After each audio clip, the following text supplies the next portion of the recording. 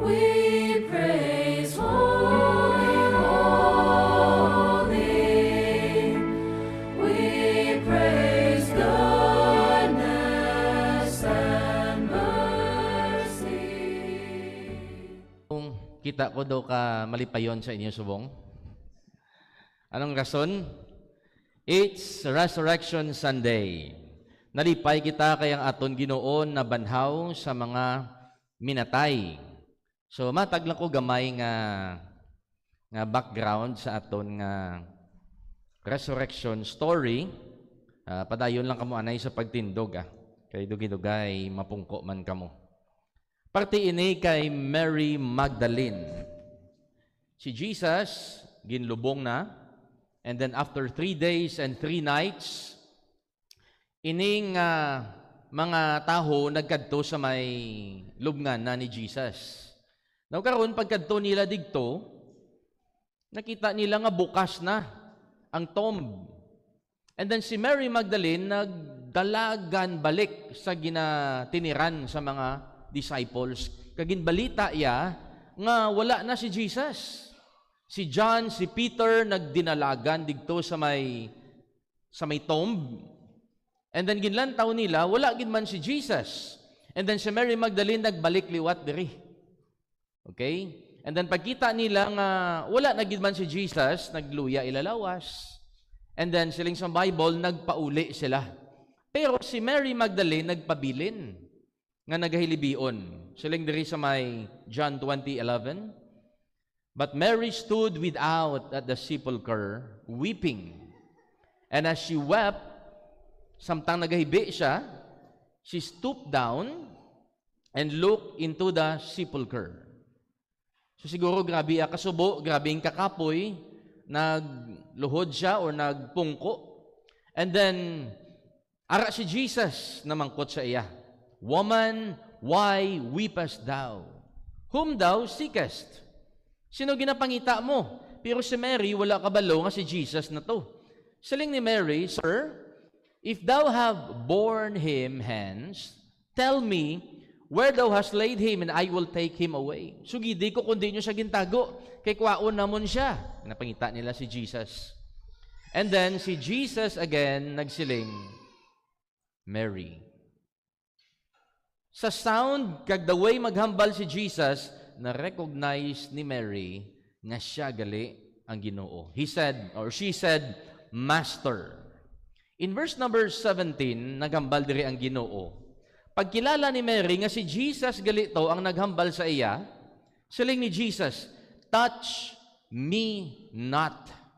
Hindi ko anay pagtanduga, for I am not yet ascended to my Father. But go to my brethren and say unto them, I ascend unto my Father and your Father, and to my God and your God. Now, ang question na kun sa aton subong adlaw, why did Jesus have to rise from the dead? Nga kinanglan gid bala sang Ginoo nga mabanhaw sa mga minatay. Kag nga ginambal niya, hindi ko anay pagtanduga. Kay masaka pa ko to sa akon amay. Let's read sa may Hebrews 7:26 and 27, and amo ini ang foundation sa aton nga mensahe sa sini nga adlaw. Let us read. Ready? Read. For such an high priest became us, who is holy, harmless, undefiled, separate from sinners, and made higher than the heavens, who needeth not daily, as those high priests, to offer up sacrifice, first for his own sins, and then for the people's. For this he did once when he offered up himself. The reason nga nabanhaw si Jesus sa mga minatay is to be our high priest. So ang title sa mensahe naton, subong adlaw, Jesus the Great High Priest. Mga muyo kita. Langit no namon nga Dios, amay namon nga balaan, ginatugya namon sa imo, kag ginasurrender ang amon nga kabuhi sa sining adlaw. Kabay pa ang imo balaan nga espiritu maghatag sa amon sang pagintindi kag kaalam sang imo nga pulong nga amon mapamatian sining adlaw. Lord, we ask for forgiveness. We thank you sa imo nga ginhimo. Wala na sang iban nga pinakamataas nga sakripisyo sang imo Ginoo ginhimo. Ginhatag mo imo kabuhi. Ginhatag mo ang tanan para kami nga mga makasasala makaangkon sang matuod nga relasyon sa imo. Buligi kami sa sini nga adlaw nga ma-realize kung ano ina kadako nga bagay ang imo ginbayran para kami maluwas. Kag buligi man kami nga maghimo sang desisyon para Ginoo mag-serve ka mag-surrender sa amon nga kabuhi sa imo. This all we pray in Christ's name. Amen. Magapong ko ang tanan palihog. Jesus, the great high priest, amo na nga nabanhaw gid sa. Kay kinanglan niya mangin pare sang tanan nga mga nagtuo sa iya. Wala bala kamo nalipay nga ang Ginoo nato nabanhaw? Kung maglantaw kamo bala sang mga pelikula or butang tabi teleserye, butang tabi Batang Quiapo. Sino galantaw Batang Quiapo? O damo galantaw? Sa ulihi nga istorya, si Tanggol ging kastigo. Grabe ang mga kontraya. Ginbuno sa kung ano-ano pa to ang nag-igo sa iya, gintiro sa. And then ginpakita nga daw gina kupkupan sa sang nanay niya, kag naghilibio nanaya. Siling ko kay Ma'am Adel, love, si Tanggol na patay. Kasubo, sad ending ni. Pero sa ulihi gali, kita namon nga si Tanggol nagatindog, nagatalumpati sa ibabaw sang stage. Buhi si Tanggol. Grabe lipay-lipay. Ara to ang mga taho nga importante sa iya kabuhi, si Nanaya, si Lulaya, iba niya nga mga friends. So happy ending. And ako man sa aton tanan, nga ang pinakabida sa aton kabuhi, wala napatay. Napatay siya, pero nabanhaw siya after 3 days and 3 nights. And dapat tanan nga mga naga-worship, nagalaom kay Jesus, mga lipay. Amen? Okay. Si Jesus nabanhaw because mangin great high priest naton siya tanan. So, paano siya naging great high priest? Number 1, because He is the perfect or sinless high priest. Grabe siya nga pare, because ini nga pare, perpekto, wala sing sala, wala sing dagta. The Bible says in Hebrews 7, verse number 26, for such an high priest became us, who is holy, balaan, harmless, wala siya nagapanakit, undefiled, wala dagta, and separated from sinners nga kaangay naton, higher than the heavens. Amakon mo ang aton nga grabe nga pare nga nagapatunga sa aton sa Dios kag sa mga tao, wala sing sala, amo na nga great siya. Now, ang problem sang earthly priest, sang una, sang wala pa nag-abot si Jesus, hindi sila perfect. Nagakasala man sila. Kung lang tawon nimo ang Old Testament, si Eli, kagang iya nga mga kabataan, mga pari ni sila. And si Eli, amo ang, ano siya gani? The high priest. Siya ang pinakamataas nga pari sa iya nga time. Karon, ang kabuhi ni Eli hindi perpekto because ang iya nga mga kabataan mga dungol. Do paros man na bala, may pastor tapos iya nga bata, amo pa ang dungol-dungol, amo pa ang mga salawayon sa sulod simbahan. Do amo na halimbawa ang kabuhi ni priest Eli. Siling diri sang 1 Samuel chapter 2. Now the sons of Eli were the sons of Belial. They were useless. Useless because ang ilang nga routine, ang ilang nga ritual, ang ilang nga mga ginahimo nga serbisyo, wala ginabaton sang Dios. Hindi acceptable sa aton Dios because natun-an naton sa camp, higko ilang nga kabuhi. Unsanctified ang ilang nga life. And ang aton nga Dios hindi na magbaton sa ang aton nga mga sacrifices kung higko kita. Do para sumabla sa aton, hindi kita magamit sang kutsara nga wala mahugasan. Hindi kita magamit sang baso nga baho tanga. Di bala? Ang Dios naton amuman. Hindi siya magamit sang tawo nga wala matinluan ang iya nga kabuhi. In verse number 15, also, before they burned the fat, the priest's servant came, amuning mga bata-bata, sang bata ni Eli, nagakadtuto sa mga ginaihaw nga mga offerings, and said to the man that sacrificed, give flesh to roast for the priest, for he will not have sodden flesh of thee, but raw. Silang sa mga bata-bata, sang bata ni Eli, tagahai kami sang hilaw. Kay si boss namon, hindi gusto sang ginsugbana. So nagpagusto sila sang ila ginahulag sa sulod sang templo. Wherefore, ang resulta, the sin of the young men was very great before. Amo ining mga bata ni Eli. Nalawayan gid ang Ginoo sang ila ginapanghimo.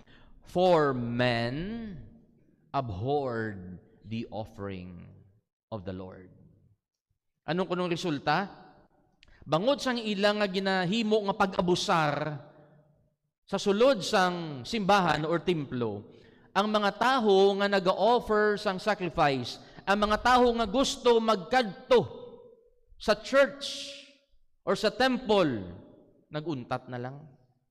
Ang mga taho nga gusto magsimba, hindi na magsimba, hindi na mag-offer sa Diyos, hindi na mag-alagad sa Diyos because sang mga kabuhi sang bata ni priest Eli. Verse number 22, now Eli was very old, and heard all that his sons did unto all Israel, and how they lay with the women that assembled at the door of the tabernacle of the congregation. You see, mga alagad sila sang Diyos, pero fornicator sila. Mga adulterer sila. So ining mga kabuhi, sa mga alagad sang Diyos, kabata ni Eli, stumbling block sa mga anak sang Diyos. Hindi sila maayo nga example, kalaway sang ila kabuhi, ginakos nila ang mga taho nga hindi na magsimba. Kaya na-discourage na sila sa leader sa simbahan. Pero, ini nga taho, or si Jesus, ini nga priest nga si Jesus, is a perfect priest. Hindi saya kaangay sa mga pari sang una. Lain saya. Gin-prophesy ni Prophet Isaiah sa may chapter 53 verse 9 about Jesus, sila nga, because He had done no violence. Wala gid siya nagahimo sang mga malain o kungamo. Neither was any deceit in his mouth. Wala siya naghimo sa mga dinaya o kun hambal sang binutig halin sa iya nga baba. Kung baga ko intra si Jesus sa games, wala siya nang daya. Sino to gani? Hindi amo na si Jesus. Isaiah 11 verse 5, righteousness shall be the girdle of his loins. Ang pahaya amo ang pagkamatarong, and faithfulness the girdle of his reins. Matarong kag tadlong gid ini siya nga taho. Because si Jesus taho man. 100% God nga nagpakataho. Even si Pontius Pilate nga maalam, maayo mag-interrogate, naghambal gid kag kumbinsido gid sila nga kay Jesus. Wala man ko may nakita nga sala sa sini nga taho nga ginaakusar na sa gusto patyon. Kumbinsido si Pilate nga wala sala si Jesus. In 1 John chapter 2 verse 1, ginhambal sang pulong sa Ginoo nga si Jesus amo ang high priest naton. And siling diri, if any man sin. Okay? Sino diri nagakasala? Amen? Tanan kita gakasala. Piyong maayo nga balita nga bisan sin o nga taho nagakasala, Ano ang balya? We have an abogado digto sa amay, Jesus Christ the righteous. Matarong siya nga abogado, matarong siya nga pare, wala siya singsala. Amo na nga great siya. 2 Corinthians 5:18. The Bible says, "Now all things are of God." Karon, kung abogado ta si Jesus nga wala singsala, perfect nga priest or high priest, ano naman ang kahilabtanan niya sa aton nga mga tumuluo? Siling diri subong, all things are of God. And who hath reconciled us to Himself through Jesus Christ. Ang una, kontra kita sang Dios. Pero bangod kay Jesus, ang mga tao nga makasasala, gin-reconcile niya sa Dios Amay nga matarong. Reconciled us to Himself through Jesus Christ and has given us the ministry of reconciliation. Ano ining iabot silingon, Pastor? Bangod kay mga bata na ta sang Dios, kita naman nga mga bata sang Dios, among mangita sa mga tao nga wala pa na reconcile sa Dios, kag kita ang mapatunga bilang priest nila para ma-reconcile sila balik sa Dios. Ang ministry ni Jesus, ginhatag sa aton para mangin priest sa mga tao nga wala pa na reconcile sa aton nga Ginoo. That is why siling ni Peter in 1 Peter 1:15, kung kita ang mga pare subong, kung kita ang reconciler sa ila sa Dios Amay, anong aton himuon? Siling ni Peter, "But as he which hath called you is holy, siya nga nagtawag sa inyo balaan, so be ye holy in all manner of conversation." Bangod kay mga pare kita, hindi kita dapat magsunod sa mga bata ni Priest Eli nga mga stumbling block. We should be holy. Kay siya nga nagtawag sa aton, holy, and be holy in all manner of conversation. Sa tanan nga sahi sa aton nga pagpangabuhi, bisan sa aton nga mga paghambal, bisan sa games. James 5:16. Galing, Pastor, gakasala man ko gihapon. Yes, gakasala kita, gakasala ako. Pero ari pagid ang nami nga balita. Bisan gakasala kita, nadagtaan kita, ang matabo sa aton, James 5:16, if we confess our faults one to another and pray one for another, we will be healed. It means kung may nahimo kita nga mistakes or sala, ngayo patawad. Ako ay mo sala. Ay, nagdinaya giman ko, sorry lang. Duwagin man kami to nagbubo tubig. May garapon giman to nga dako. We should confess. Ako unta. And magpinatawaray. And then sila niya, nga akin ang lanta ni himuon.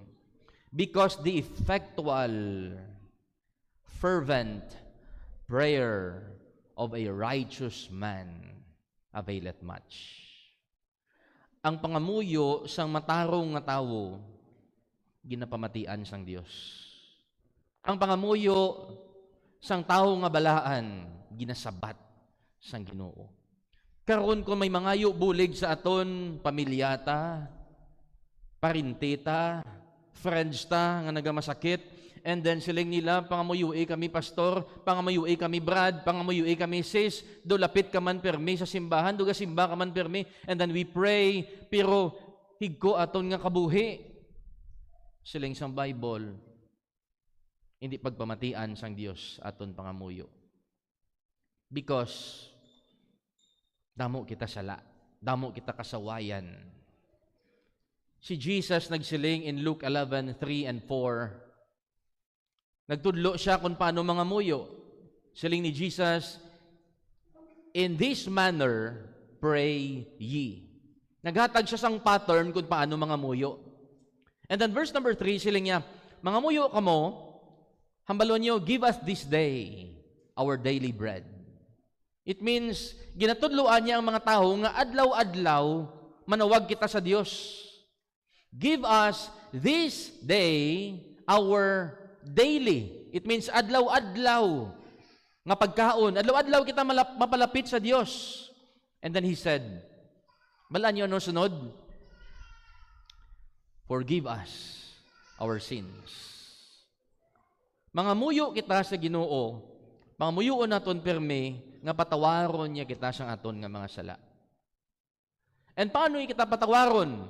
Kung akuon aton sala, kag maghinulsol kita, patawaron niya kita sang aton nga sala. Forgive us our sins, for we also forgive everyone that is indebted to us.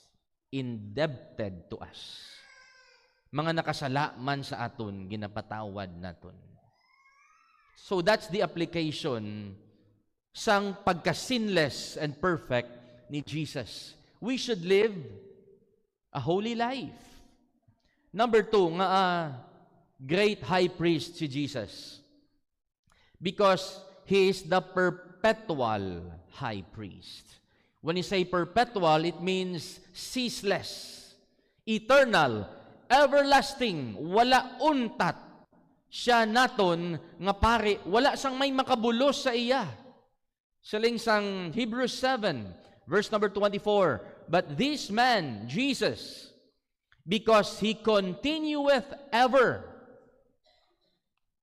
siya nagapadayon siyang sang sige-sige. Why? Because hindi siya mapatay. Hath an unchangeable priesthood. Sang una, gailis ang high priest because mapatay siya, buslan sang iya nga bata. Galing si Jesus, wala gakapatay. Sino mabulos sa iya? Wala. Kulang tahon naton liwat ang kabuhi ni Eli kagang iya nga mga kabataan, siling diri sa may verse number 34, and this shall be a sign unto thee that shall come upon thy two sons. May isa ka propeta nga nagkadto kag nagsabdong kay priest Eli kay wala iya ginasaway ang iya nga bata nga nagahimo sang malain because gabinipisyo man siya. Siling sini nga prophet, ang imo na duwa ka bata, si Hophni and Phinehas, one day they shall die both of them. Mapatay ng imo nga bata, dungan. Anong ginihimo sang iyang kabataan nga pare? Ginsulod nila ang Holy of the Holiest, kaginkwa nila ang Ark of the Covenant, kay ihimuon nila nga anting-anting sa ilang nga gira, kontra sa ilang nga kaaway. Kay balaan nila nga sang una, kung ara ang Ark of the Covenant, gadaog sila sa gira. Pero depende na kung ang Ginoo may pahanugot nga magsiling, sige, away ka mo, dalaan yung Ark of the Covenant, kay madaog ka mo. Pero kung wala ang order sang Dios, bisan ano pa nakadako nga Ark of the Covenant, perdigyapon sila. So anong natabo? Ginhakwat nila ang Ark of the Covenant, gindala sa gira, kag pag inaway, nagkalamatay ang bata ni priest Eli. May isa ka tao nga nagdalagan, nagbalita kay priest Eli, kang nagsiling, ang imo nga mga bata nagkalamatay. Nakibot si priest Eli, kag nasandad siya patalikod, kag napatay man siya. So wala gatiner ang pagiging priest sang tao. Siling diri sa may verse number 35, sa idalom sang verse nga ginhambal sang prophet nga mapatay ang imo nga mga kabataan, may ara sang promise ang Ginoo nga ginasiling. Verse 35, and I will raise me up, siling sang Dios. Bangod kay dungol kamo nga mga alagad sang Dios, I will raise me up a faithful priest that shall do according to that which is in mine heart and in my mind, and I will build a sure house, and he shall walk before mine anointed forever. Sa inyo pamatsyag, sino ini ang ginahambal sang Dios nga may ara sang faithful priest nga magaulhot pila ka adlaw? No other than Jesus Christ. Hebrews 7:25, wherefore He is able also to save them to the uttermost that come unto God by Him. Makaluwas siya sang pinakamiserable nga tao nga gusto magkadto sa Dios, seeing He ever liveth to make intercession for them. That's Jesus Christ. That is why, kung kita nga mga anak sang Dios, kung kita ang mga alagad sang Dios, kita ang ginbilin niya diri nga mangin priest sa mga tao nga wala nakakilala sa Dios. And that is why, in application, kinanglan naton mangin matutom, kaangay sang aton nga Ginoo nga matutom. Serving the Lord and ministering to His people is a perpetual calling that spans a lifetime. Mga utod, ang pag-alagad bala naton sa Ginoo, ang pag-serve naton sa Dios, ang pagsakripisyo naton para sa hilikoton sang aton nga Dios, hindi ini kontraktual. Siling sang pulong sa Ginoo, it is a perpetual calling that spans a lifetime. As long nga buhi kita, kinanglan ta mag-alagad sa aton nga Dios. Kinanglan ta magbulig sa mga tao nga makaangkon kaluwasan. Aking pamangkot ko, why worship every Sunday? Basi matingala kita, nga pastor, ginahimo tagid ang pagsimba kada Domingo. Pwede man na once a month, pastor. Nga kada Domingo, gid. Nga kinanglan, gid. Damo man sa mga importante nga obra. Nga kinanglan tagid magtipon kag magsimba sa Dios. Number 1. Ginasimba ta ang Dios because He deserves our praise and He deserves our gratitude. Worthy na sa magbaton sang aton nga pagdayaw, pagpasalamat because of who He is. Diyos siya nagtugas ang tanan, powerful siyang maluluyon, siya nagbulig sa aton, siya naghatag sa aton kabuhi. Takos siya nga magabaton sang tanan ta nga pagpasalamat kag pagdayaw. Ikaduha, to know Him more. Kung magsimba kita bala sa Ginoo, kung magtipon kita dibla kada Domingo, amo ini ang way nga makilala naton sang mas madalom nga pagkilala ang aton nga Dios. Because kung isip-isipon, ano lang gid ang nabalaan ta sa Dios man? Ano gid bi ang nabalaan naton parte sa Bible? Kadamo-damo sang mga chapter kag book kag verses sa Bible nga hindi naton maintindihan. Pero every Sunday, gamay-gamay, may nagadugang sa aton ihibalo, may nadugang sa aton experience nga makilala naton ang aton nga Dios. And number 3, to exercise Jesus' 2 commandments. May duha siya kaimportante nga mando nga ginbilin sa aton. Ano gani ang una? Love the Lord thy God with all thy heart, soul, mind, and strength. This is the greatest commandment. Ano ikaduha? You love your neighbor as thyself. Higugmaon mo ang imuutod, imo nga tupadbalay, imo nga neighbor, kaangay sa pagigugma mo sa imo kaugalingon. Ti paano tana mapahayag ang pagigugma naton sa Dios kag pagigugma naton sa isig naton kapariho kung hindi kita magkilit anay diri sa simbahan kada Domingo? Paano ta mapalaan ang needs sang aton nga brethren kung wala kita gakitaay kada Domingo? That's why after service in application mga utod, tapos bala simba, istoryahon mo ang imo tupad. Sa pakanay ka mo, hindi nga maggadto lang ka mo din. Tapos na simba, nag-amin na, puli na. Wala gid istoryahanay, wala gid kamustahanay. Istoryahon mo na. Mangkuton mo na. Brad, sis, okay ka lang? Do aslom guya mo subungaw? Ano mabulig ko sa imo subong? Ano problema mo subong, sis? Brad, Ano mabulig ta? Pagi sina, mapahayag ta aton nga gugma sa ila. Mapahayag ta aton nga pagkabalaka sa isig naton kapariho. Kag mapahayag taman nga nagatuman kita sa aton nga Dios ang iyang nga mando. Hambal sang Hebrews 10:24 and 25. And let us consider one another to provoke. It means pasingkalon, dabukan. Anong dabukan? To provoke unto love and to good works.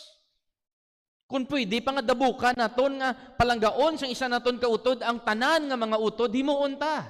Kung pwede pa nga dabukan naton nga magbulig ang isa naton kautod sa iban nga mga utod, dabukan naton. Let us provoke unto love and to good works. And then he said, paano ta na himuon? Paagi sa pagtililipon. Not forsaking the assembling. Pagtililipon sang aton nga mga kaugalingon sang tingob together as the manner of some is, but exhorting, it means encouraging one another, and so much the more as ye see the day of Christ nga malapit na lang mag-abot. So pabatsyag sa iya ang imo sincerity, ang imo nga care, ang imo nga love, ang imo nga encouragement. Pwede niyo mahambalan niyo tupad. Brad, sis, I love you. Yeah. Kung nasawa mo, nami gina or bana mo. Ang isa ka rason nga may mga tao nga wala gabalalik sa church, nga discouraged sila magsimba because they feel nga ang mga nagasimba dira sa sina nga simbahan, mga hipokrito na. Kanami lang na sa ila magbayo, kanami lang na sa ila maghulag na do holy, holy, holy. Pero wala na sila labot sa akon. Wala ko na nila ginasapak sa sulod sang simbahan. O kun magkitaay kami sagwa, wala man ko na nila ginasapak. Digto lang na sa church nga maayo, pistod tuod nga kabuhi. Tunto man na sila, mga traidor man na sila. Amo na nga damo ga ka-discourage. And we should apply what we learn. And we should apply it to our brethren. And we should apply it perpetually. Sige-sige, wala na untat nga pag-aplikar. Igugmaon ta mga utod naton. Si Jesus, nabalaan nyo man yung istorya. Upod iya nga mga disciples sa may Garden of Gethsemane, gabi na.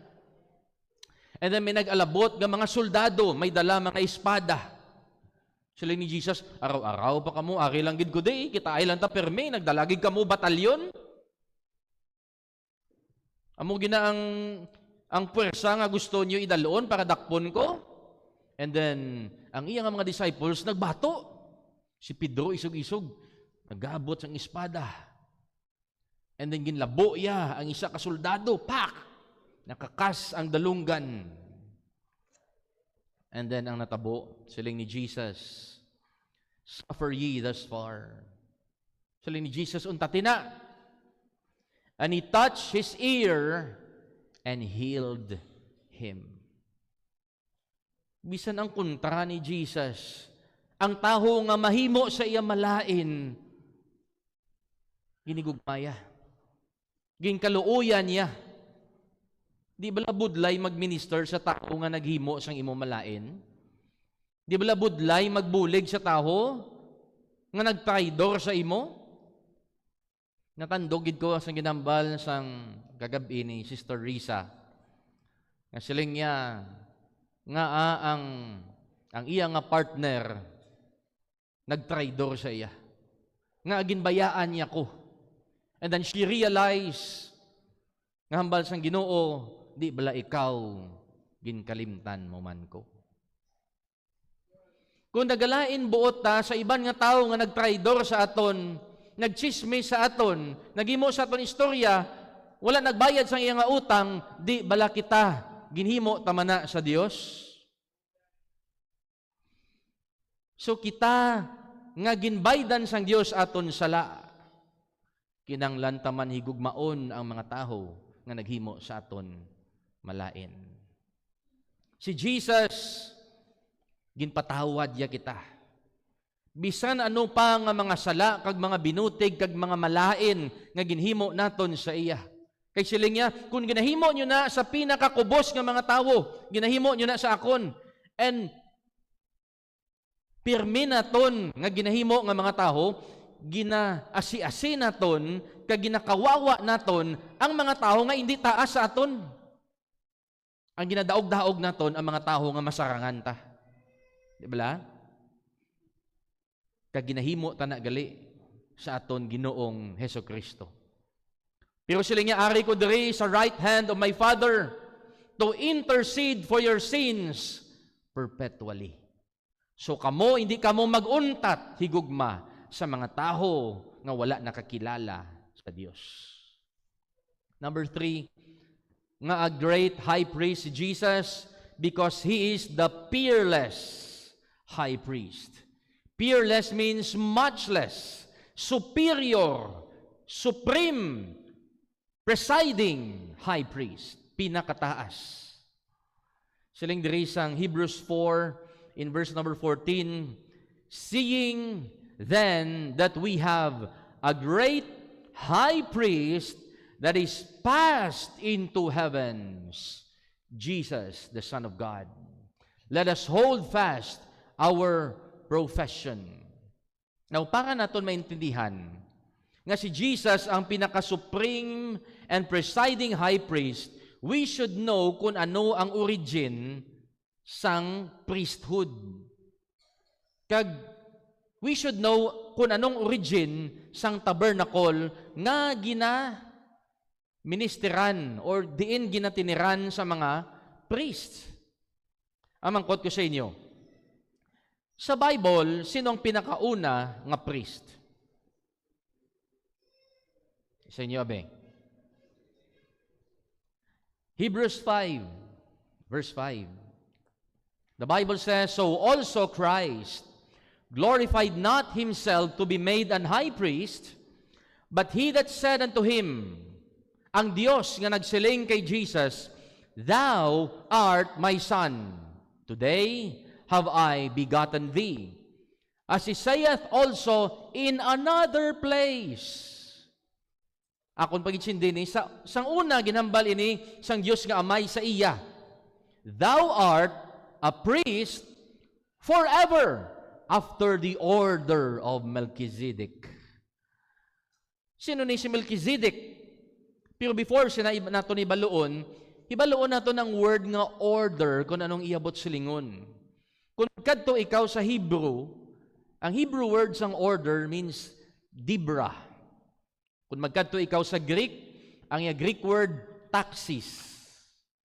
Ang meaning sang word nga dibra, it means manner or style. So kung iislan mo ni ang word nga order, thou art a priest forever after the manner or style of Melchizedek. Duka angay ikaw kay Melchizedek. Ang taxis naman iyang meaning succession, status or quality, or rank or possession, sorry. So it means, thou art a priest forever after the succession. Ikaw ang sunod. Ikaw ang quality. Ikaw parehos ang position ni Melchizedek. Isa lang sila, tupong lang sila ni Melchizedek. Amon hambal sang Dios. And in Hebrews 7 verse 2 and 3, sino si Melchizedek? Si Melchizedek, sila sa Bible, Abraham gave a 10th part of all.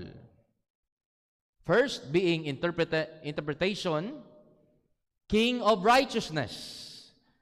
Ang Melchizedek nga priest sang una sa Old Testament, ang pinakauna, ginatawag siya nga king of righteousness. Yes, priest siya, pero hari siya.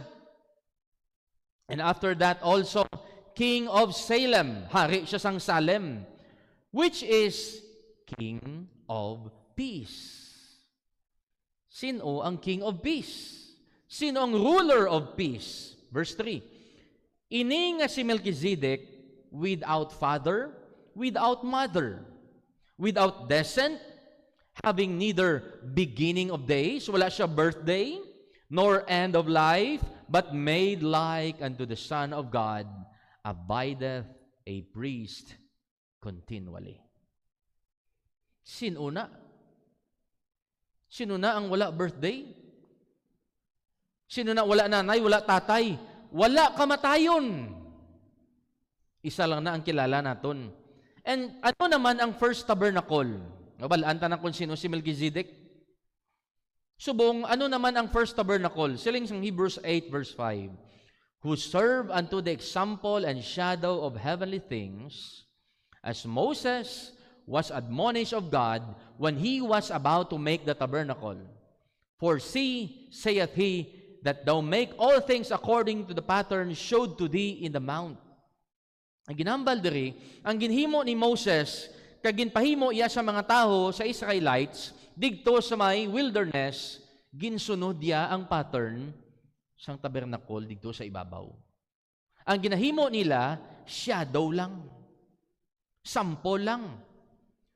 Hebrews 9:23, it was therefore necessary that the patterns of things in heaven or heavens should be purified with this, but the heavenly things themselves with better sacrifices than this.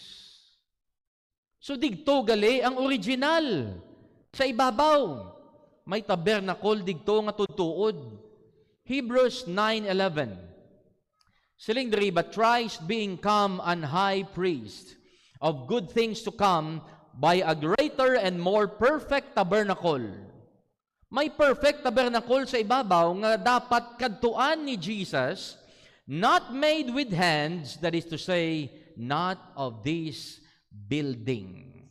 That is why ginambal man sa Hebrews 8:6, si Jesus nga amo ang pinakataas nga high priest, may ara siya nga more excellent ministry. Abi naton si Jesus ang nabanhaw siya, wala na sa ministry. Until now, naga-ministry gyapon ang Ginoo. Ano iya ministry? Pagiging pare sa aton. Pagiging abogado naton sa Dios nga Amay.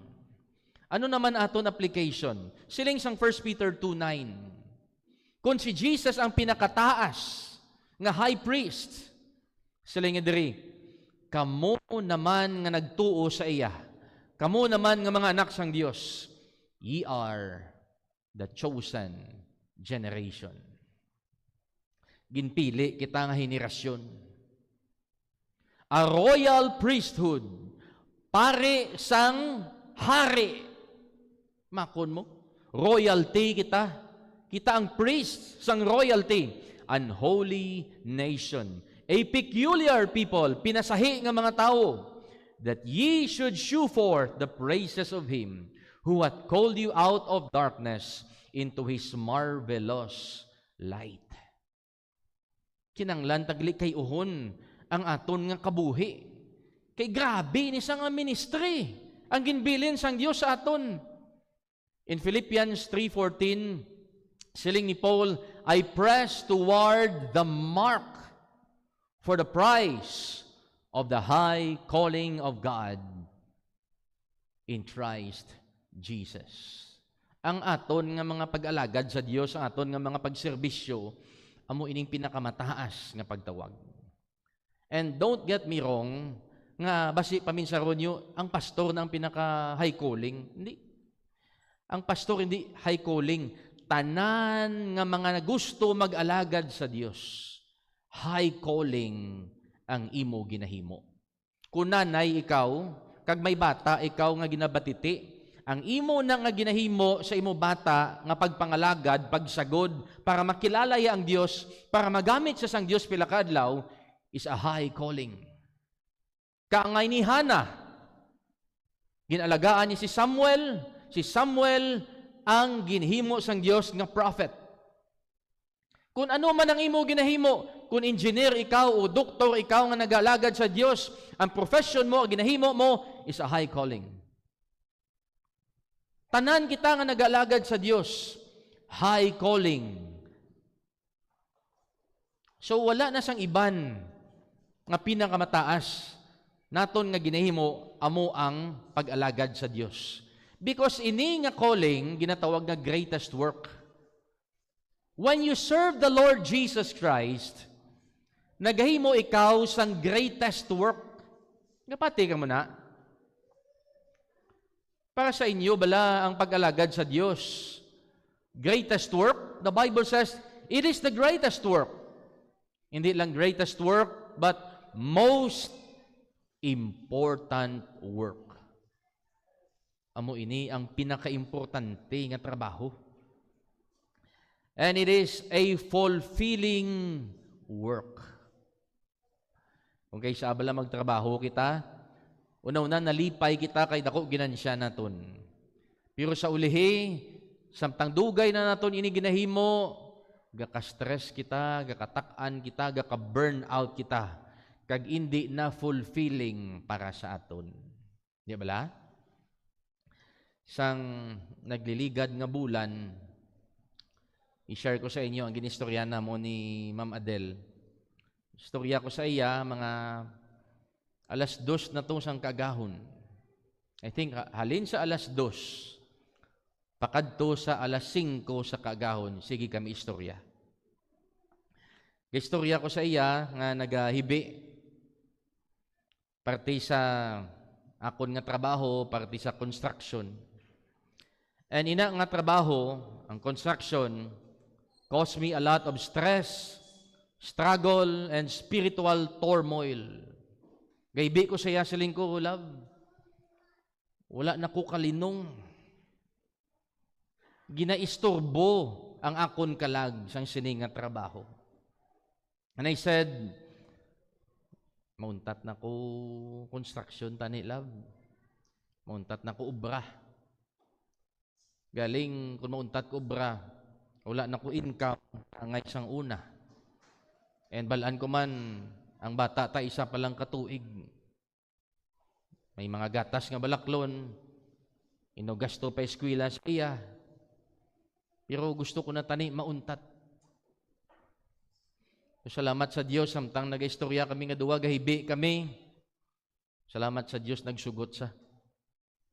Nang balisakon, sige love, full time ka na alagad sa Ginoo. Amo na nga ginatudlo gid sang pulong sang Dios. Nga kung magpili kita sa aton life partner, mahulat kita anay. Kag maghalong kita sa paghulat, kag sa pagpili, kag pangamuyuan gid naton. Kay sumala kita sa aton nga pagpili sa aton life partner, patay kang ministry ka. Hindi tanan sila magsuporta sa pag-alagad sa Ginoo. Siling sa amon nga mga amigo, sila ni Bad Steve, nano ka mo ni B-boy nga nag-amo ka mo na nga hindi na ka mo gusto mag-ubra. Hindi ka mo gusto manggranon? Hindi ka mo gusto magkasalakyan? Hindi ka mo gusto maging big time o kung tawagon nga boss? Siling ko, hindi nila naintindihan. Hindi nila naintindihan nga ini nga trabaho, amo ining pinaka-importante sa tanan nga trabaho. Kag ini nga trabaho, amo lang ni ang fulfilling nga trabaho sa tanan nga trabaho. Hindi ko mabatsagan ang fulfillment sa trabaho ko nga tuod gamay ginansya ko or dako ginansya ko. Pero hindi masatisfy ang akon kalag.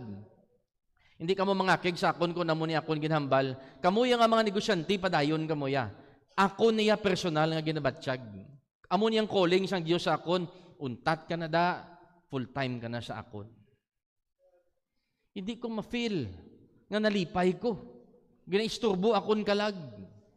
Because ang pag-alagad sa Dios, amo ina ang pinaka-greatest, important, and fulfilling work sa tanan. Serving the Lord Jesus Christ has no higher calling and no greater honor. wala na sang pinakamataas pada. Kag wala na sang pinakamataas pagidra nga dungog nga klase sang trabaho. Ano gani meaning sang name nga Jesus?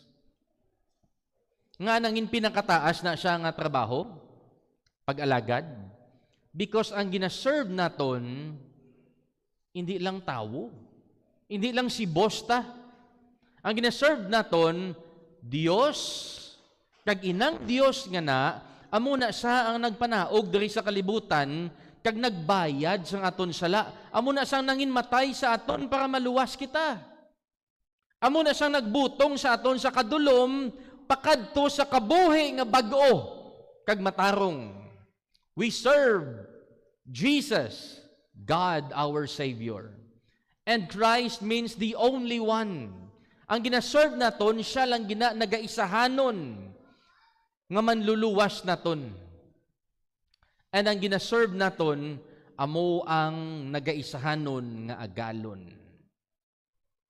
Siya lang ang nagaisahanon nga agalon. That is why kinanglan mo ni makilala, kag kinanglan mo ni batunon sa imo kabuhi. Kung gusto mo makaangkon sang kaluwasan kag matudtuod nga relasyon sa iya. Siling ni Jesus sa may John 12:36. If any man serve me, let him follow me. Ang iyan ibot silingon, ang bisan sinuman nga gusto mag-alagad sa Dios, kinahanglan niya sundon ang kabuhi ni Jesus. And where I am, there shall also my servant be. Kinanglan niya man mangin available. Hindi pwede nga maserve kita sa Ginoo, tawgon niya ta, tapos wala ta. If any man serve me, siling ni Jesus, kung mag-alagad gimang kamo sa akon, him will my Father honor. And I think, amo ini ang pinakataas nga reward nga mabaton naton, nga mabatian naton sa aton amay. Well done, thou good and faithful servant. Amo nang pinakataas nga reward nga mabaton naton kung mag-alagad kita sa aton nga Ginoo. Why Jesus have to rise from the dead? Because kinanglan ni Jesus mangin high priest. Number one, He is the perfect, sinless high priest. He is the perpetual, eternal high priest. And He is the peerless, matchless high priest. Christ rose as priest to clear the way and turn our darkness into day. Transformed by grace, we share the light to lead the world to His delight. Mga muyo kita. Amay namon nga langit nun, ginapasalamatan namon ang imo ginhimo sa amon more than 2,000 years ago. Kabalo kami kung paano ikaw nag-antos sa krus. Kung paano ikaw ginpakahuyan, ginubahan, ginduplaan sa mga tao, gininsulto, kaginyao-yao. Pero Lord, hindi lang gali amo na ang imo ginhimo.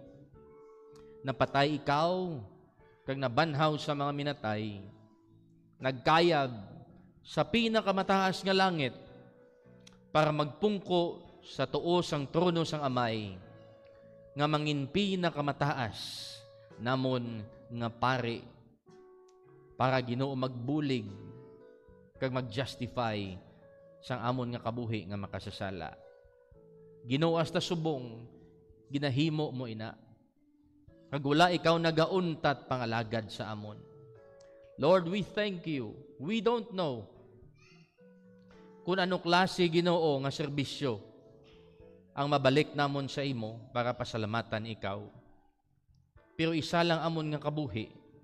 Kag ining isa nga kabuhi Ginoo is enough nga mag-surrender ka maghatag sang amon pinaka the best nga sacrifice kag serbisyo sa amon Ginoong Hesus Kristo. Lord, thank you sang imong resurrection. Thank you sang tsansa nga gintagaan mo kami sang bag-o nga kinabuhi. And kami subong nagapalapit sa imo kay nagapangayo sang bulig. Natagaan mo kami Ginoo sang kaisog, tagaan mo kami Ginoo sang gahom sang balahan nga espiritu. Nga kami man mag-decide nga maging priest, mga kaparian sa mga taho nga wala pa nakakilala sa imo.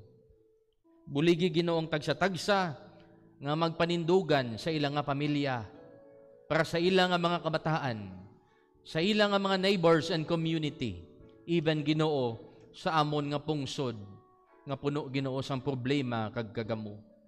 Kung wala kami Ginoo nga mga Kristohanon, nagatindog, kag nanginsuga, daw ano nagid Ginoo kadulom sang amon nga pungsod sa siningation. Gani Ginoo, salamat gid sa imo nga pulong nga amon nabatian. Please bless us all in Jesus' name. Amen and amen. We praise holy, holy.